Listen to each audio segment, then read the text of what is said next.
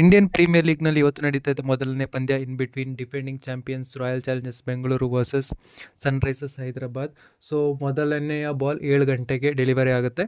So ಮೊದಲು ಹೇಳಿದಾಗೆ ಉದ್ಘಾಟನಾ ಸಮಾರಂಭವನ್ನು ಈ ವರ್ಷ ಮಾಡಬೇಕು ಅಂತ ಇದ್ದರು, ಬಟ್ ಒಫಿಷಿಯಲಿ ಕನ್ಫರ್ಮ್ ಆಗಿದೆ. ಯಾವುದೇ ರೀತಿಯ ಉದ್ಘಾಟನಾ ಸಮಾರಂಭ ಇರೋದಿಲ್ಲ. ಡೈರೆಕ್ಟ್ ಮ್ಯಾಚ್ ಸ್ಟಾರ್ಟ್ ಆಗುತ್ತೆ 7 o'clock, 6 o'clockಗೆ ಶೋಗ ಆಗುತ್ತೆ. ಆಮೇಲೆ 7 o'clockಗೆ ಮ್ಯಾಚ್ ಸ್ಟಾರ್ಟ್ ಆಗುತ್ತೆ. ಸೊ ಎರಡು ಟೀಮ್ಗಳನ್ನು ನೋಡಿದಾಗ ಎರಡು ಟೀಮ್ಗಳಲ್ಲಿ ಸೊ ಯಾರ ಸ್ಟ್ರೆಂತ್ ಏನಿದೆ, ಯಾರದು ವೀಕ್ ಇದೆ, ಮ್ಯಾಚ್ ಒನ್ ಸೈಡೆಡ್ ಆಗುತ್ತಾ ಇಲ್ಲ ಟಫ್ ಲಾಸ್ಟ್ ಬಾಲ್ ತನಕ ಮ್ಯಾಚ್ ಹೋಗುತ್ತಾ ಅನ್ನೋದನ್ನು ನಾನು ಈ ವಿಡಿಯೋದಲ್ಲಿ ಹೇಳ್ತೀನಿ. ನೀವಿನ್ನೂ ನಮ್ಮ ಚಾನಲನ್ನು ಸಬ್ಸ್ಕ್ರೈಬ್ ಮಾಡಿಲ್ಲ ಅಂದರೆ ದಯವಿಟ್ಟು ಸಬ್ಸ್ಕ್ರೈಬ್ ಮಾಡ್ಕೊಳ್ಳಿ. ಸೊ ಮೊದಲಿಗೆ ಹೇಳುವಂಥದ್ದಾದರೆ, ಸೊ SRH ಸ್ಟ್ರಾಂಗ್ ಇರುವಂಥದ್ದು ಒಂದೇ ಒಂದು, ಅದು ಬ್ಯಾಟಿಂಗ್ ಲೈನಪ್ನಲ್ಲಿ. ಸೊ ಬೌಲಿಂಗ್ ಅಂತ ಬಂದಾಗ ಅವರು ತೀರಾ ಕಡಿಮೆ ಇದ್ದಾರೆ. ಸೊ ಪ್ಯಾಟ್ ಕಮಿನ್ಸ್ ಮೊದಲನೇ ಮ್ಯಾಚ್ ಅವೈಲೇಬಲ್ ಇಲ್ಲ. ಕ್ಯಾಪ್ಟನ್ಸಿ ಕೂಡ ಇಶಾನ್ ಕಿಶನ್ ಕ್ಯಾಪ್ಟನ್ಸಿಯನ್ನು ನಿಭಾಯಿಸ್ತಾ ಇದ್ದಾರೆ ಆ ತಂಡವಾದಂತಹ ಸನ್ರೈಸರ್ಸ್ ಹೈದರಾಬಾದ್ಗೆ. ಸೊ ಕಿಶನ್ಗಿಂತ ಬೆಟರ್ ಆಪ್ಷನ್ ಇದ್ದರೂ, ಕ್ಯಾಪ್ಟನ್ ಇದ್ದರೂ ಕೂಡ ಇಶಾನ್ ಕಿಶನ್ಗೆ ಕೊಟ್ಟಿದ್ದು ಇಂಡಿಯನ್ ಕ್ಯಾಪ್ಟನ್ ಇರಲಿ ಅನ್ನುವಂಥ ಕಾರಣಕ್ಕೆ ಇಶಾನ್ ಕಿಶನ್ಗೆ ಕ್ಯಾಪ್ಟನ್ಸಿಯನ್ನು ಕೊಟ್ಟಿದ್ದಾರೆ.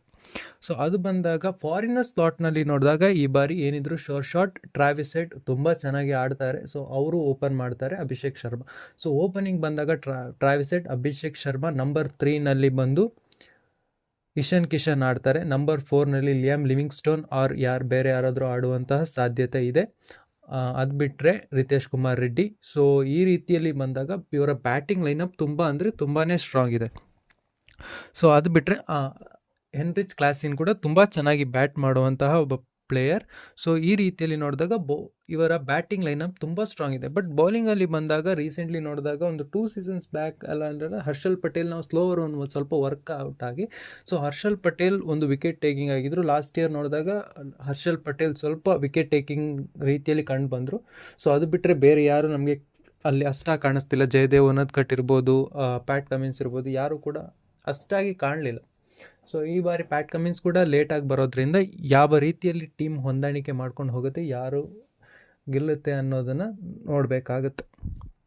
ಸೊ ಅದು ಬಿಟ್ಟರೆ ರಾಯಲ್ ಚಾಲೆಂಜರ್ಸ್ ಬೆಂಗಳೂರಿಗೆ ಮೊದಲು ಒಂದು ಕಾಂಪಿಟೇಷನ್ನಲ್ಲಿ ಹೈಯೆಸ್ಟ್ ಟಫ್ ಆಗುವಂಥ ಸಿಚುವೇಶನ್ ಅಂದರೆ ಅದು ಬೌಲಿಂಗ್ನಲ್ಲಿ ಮೊದಲು ಯಾರು ಪವರ್ ಪ್ಲೇನ ಸ್ಟಾರ್ಟ್ ಮಾಡ್ತಾರೆ ಅಂದರೆ ಎಕ್ಸ್ಪ್ಲೋಸಿವ್ ಬ್ಯಾಟರ್ ಆಗಿ ಲೆಫ್ಟ್ ಹ್ಯಾಂಡರ್ ಬರುವಂಥದ್ದು ಟ್ರಾವಿಸ್ ಹೆಡ್ ಮತ್ತು ಅಭಿಷೇಕ್ ಶರ್ಮಾ. ಸೊ ಇಬ್ಬರು ಸುಪ್ರೀಮ್ಲಿ ಟ್ಯಾಲೆಂಟೆಡ್ ಇರೋದ್ರಿಂದ, ಸೊ ಇಲ್ಲಿ ಬಂದಾಗ ಲಾಸ್ಟ್ ಇಯರ್ ನೋಡಿದಾಗ ಜೋಶ್ ಹೆಸಲ್ವುಡ್ ಆಗಿರ್ಬೋದು, ಭುವನೇಶ್ವರ್ ಕುಮಾರ್, ಯಶ್ದಯಾಳ್ 3 ಜನ ಏನಂದರೆ ಪವರ್ ಪ್ಲೇನಲ್ಲೂ ಮಿಡಲ್ ಆರ್ಡರ್ ಮತ್ತು ಡೆತ್ ಓವರ್ 3ರಲ್ಲಿ ಎಲ್ಲಿ ಬೇಕಾದರೂ ಬಾಲ್ ಮಾಡುವಂತಹ ಪ್ಲೇಯರ್ಸ್ ಇದು. ಈ ಬಾರಿ ಯಶ್ದಯಾಳ್ ಮಿಸ್ ಔಟ್ ಆಗಿರೋದ್ರಿಂದ ಅವರನ್ನ ಯಾರು ರಿಪ್ಲೇಸ್ ಮಾಡ್ತಾರೆ.